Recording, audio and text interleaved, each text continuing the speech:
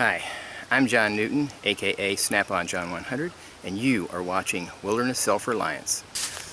What I'm going to be doing today is showing you how I start a fire using fatwood. I'm going to show you how I find it, how I process it, and light it up with a ferro rod.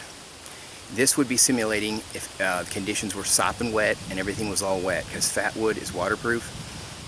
It's obviously not wet out today, but I won't be using any other tinder sources to make it fair. Alright, stay with me.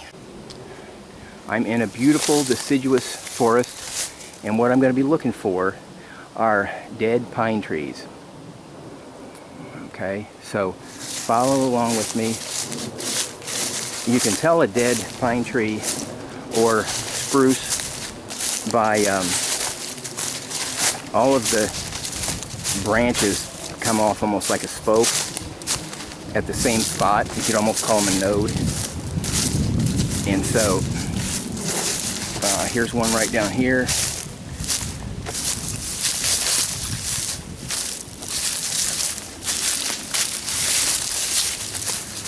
This is one. And if you'll notice, there's branches here. They're going all the way around the trunk up here. Well, right in here they are, the same thing. Same thing up here.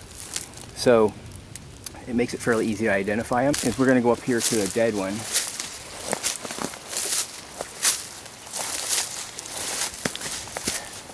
And we're going to try to, as quietly as possible, saw off a branch.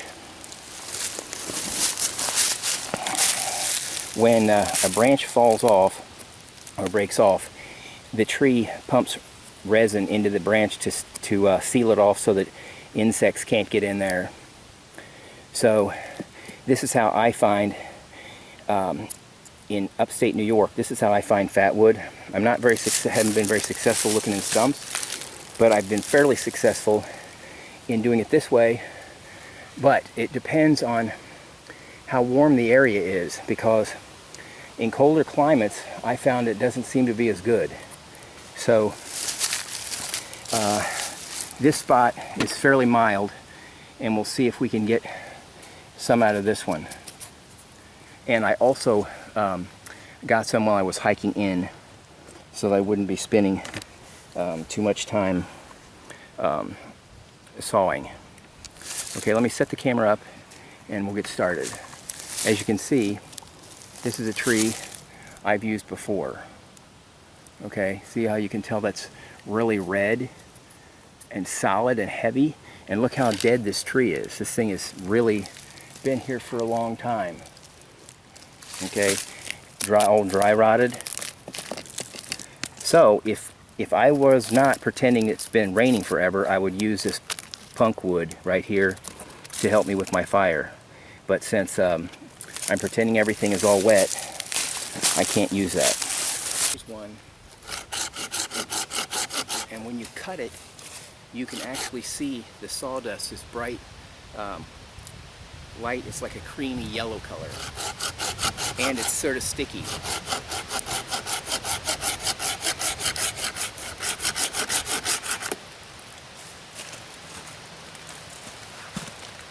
See that? That's got resin in it.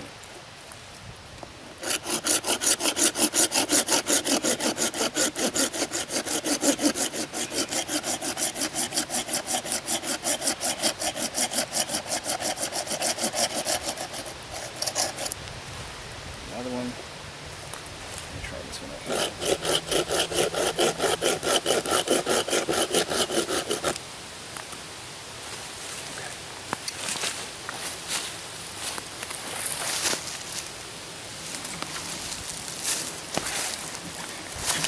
Okay, I've collected 3 here, and I got a couple more larger ones that were on really rotted trees that one of them I actually just pulled out.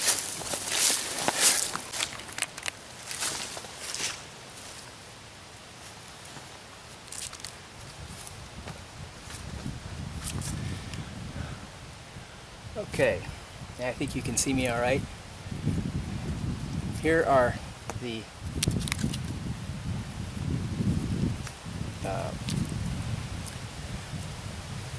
pine knots, we'll call them, but they're little cut-off branches of pine. The 3 I got. Here's one that I pulled out. This is so rotted that it just pulled out, but you see how solid that is still.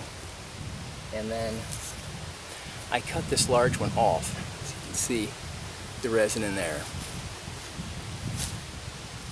So I will process a couple of these on camera, and then I'll process the rest off camera so it won't take so long. So I'm trying to make this short.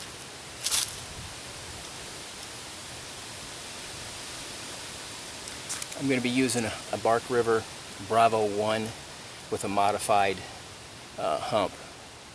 I took that hump off myself so it fit in my leather sheath.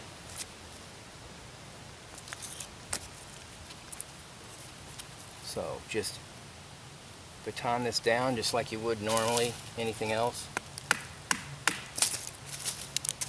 And because it's full of resin, it tends to pop right open.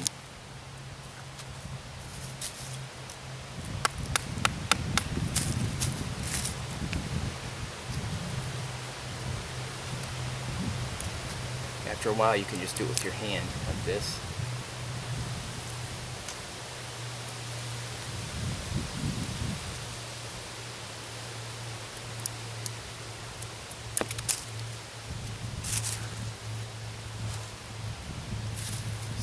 Put this on a piece of bark so I don't lose them.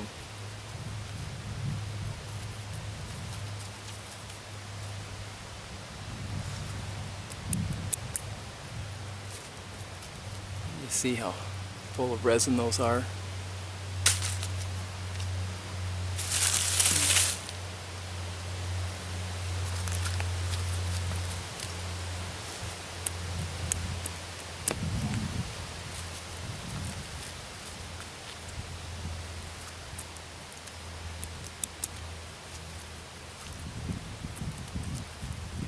And the ends of this is just rotted because the resin only goes so far up or so far out the break.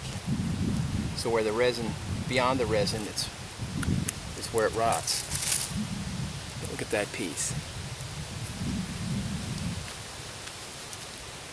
Okay. This piece, I'm going to cut these off.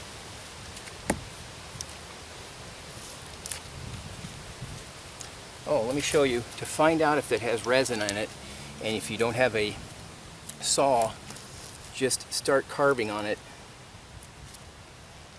See that color? That instantly shows you it's good.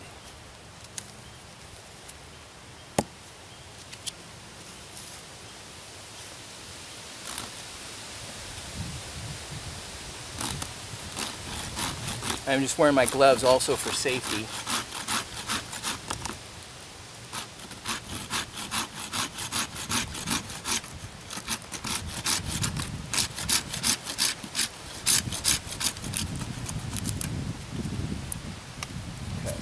Cut that one off. I'm going to cut off the end of this one too. This one.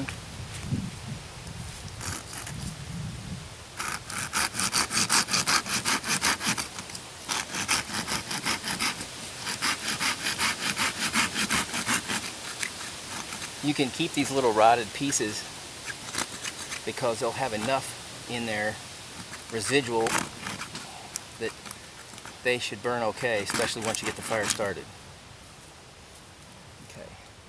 So both of those didn't have anything in them, so I'll stick those over here.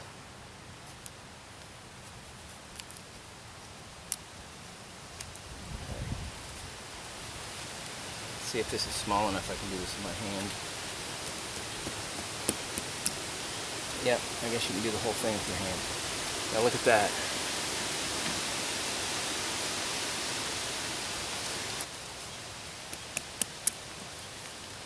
Okay. All right, now what you want to do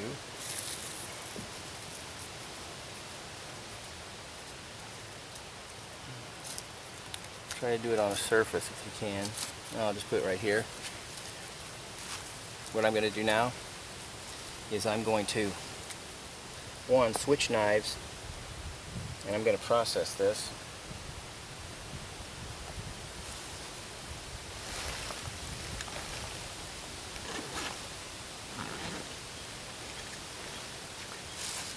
I'm switching knives because I got this today. It's a GSO 3.5 with orange G10 scales, Kydex sheath. It's got a thing on the back.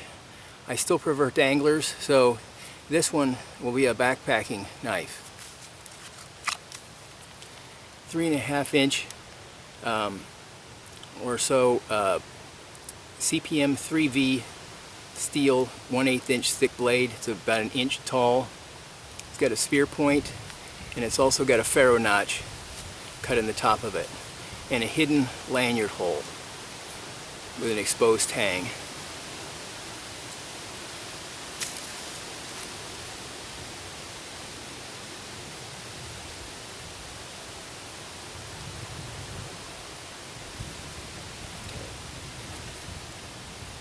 So what we want to do, let's see if I can get this camera closer.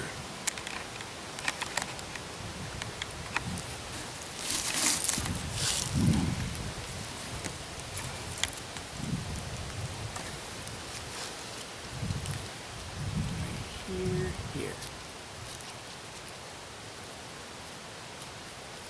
Right here, is we want to shave very thin curls.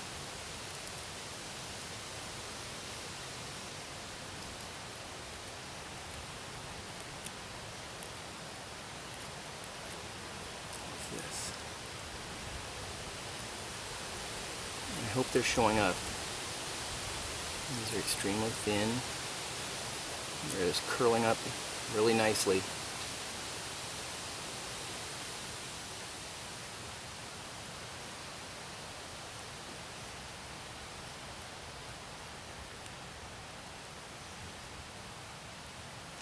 I love GSO knives. They're by Survive Knives. They're designed and made by a guy named Guy Seifert.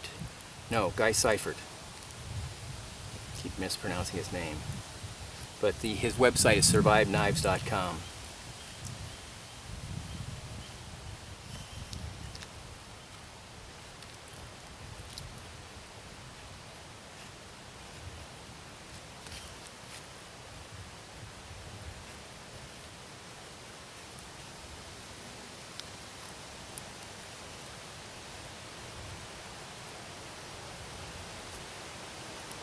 See how small those are.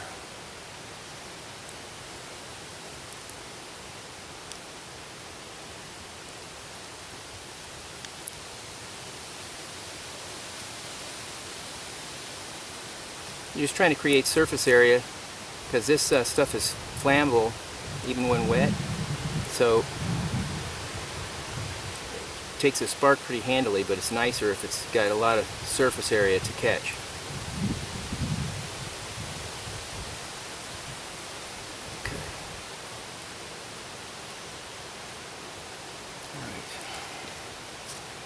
Alright, I'm using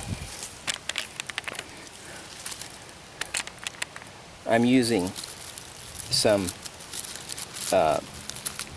grapevine bark just to line this hole to keep the dampness away from the fire.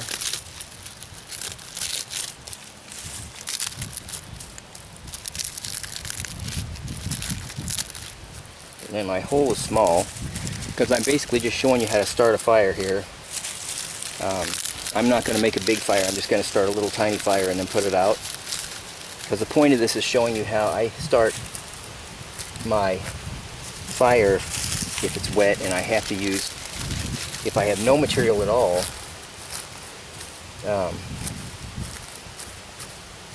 how I start a fire with Fatwood.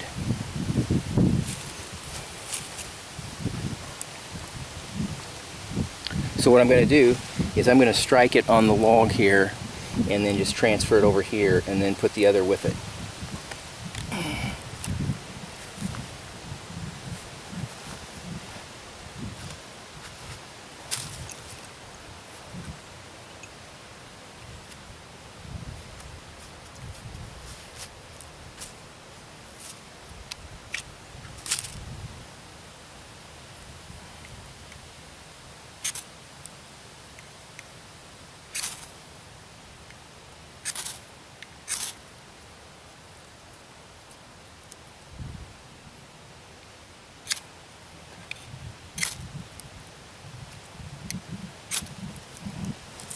Gonna have to do this left-handed. This.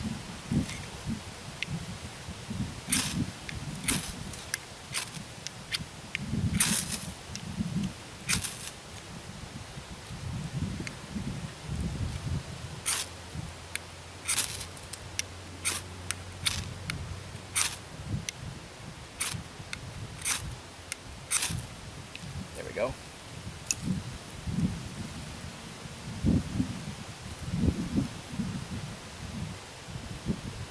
Set that down here.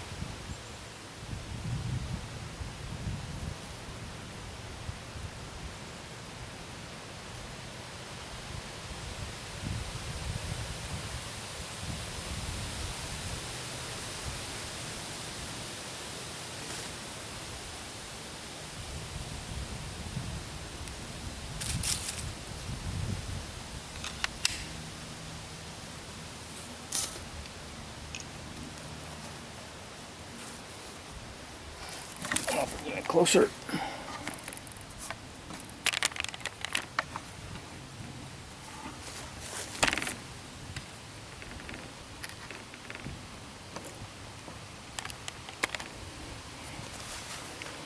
And there we have it. You can make these sticks thinner, but since they're so flammable, it doesn't really matter. Now,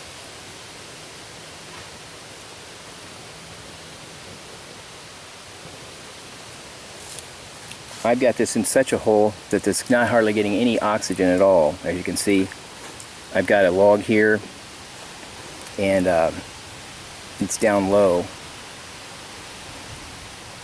But you see how easily that burns. So there you have it. This is how I start a fire using fatwood. It's how I find fatwood, and this is how I start a fire with it if conditions are all sopping wet. Hope you enjoyed this little short video, and please hit the thumbs up button to like, and subscribe if you haven't. And I love getting your comments.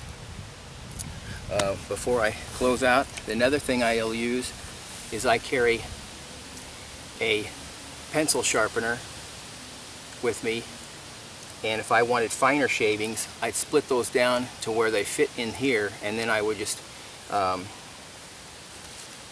make a, there's one down here. This is a small one, and as you turn it you can make shavings, so you can make fatwood shavings. So that's another way of making tiny. You can also use that on little small sticks. Till we meet again, God bless.